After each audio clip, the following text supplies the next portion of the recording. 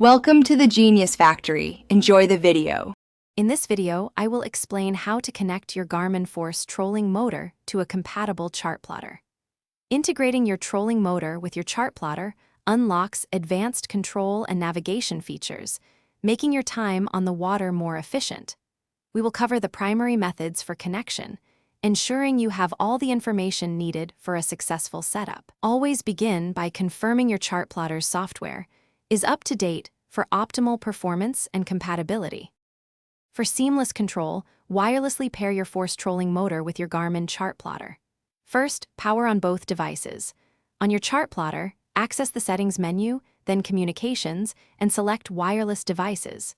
Ensure your Chartplotter's Wi-Fi is active and hosting a network. Next, press the power button on your force trolling motor's display panel 3 times. The sync light will turn blue while searching and then green upon successful connection, confirming your Chartplotter can now act as a backup remote.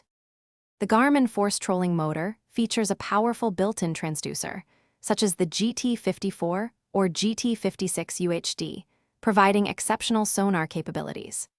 To utilize these, you must physically connect the transducer cable from the trolling motor directly to the transducer port on the back of your compatible Garmin Chartplotter. This wired connection is essential for transmitting detailed sonar data, allowing you to view crystal-clear traditional, clear view, and side view sonar images directly on your Chartplotter screen.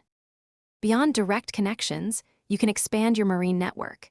NME 2000 allows various sensors to share data with your Chartplotter. For connecting multiple Garmin Chartplotters or adding devices like LiveScope, an Ethernet network is ideal, often requiring a Garmin Marine Network switch. Once all connections are made, power on your system and perform comprehensive testing.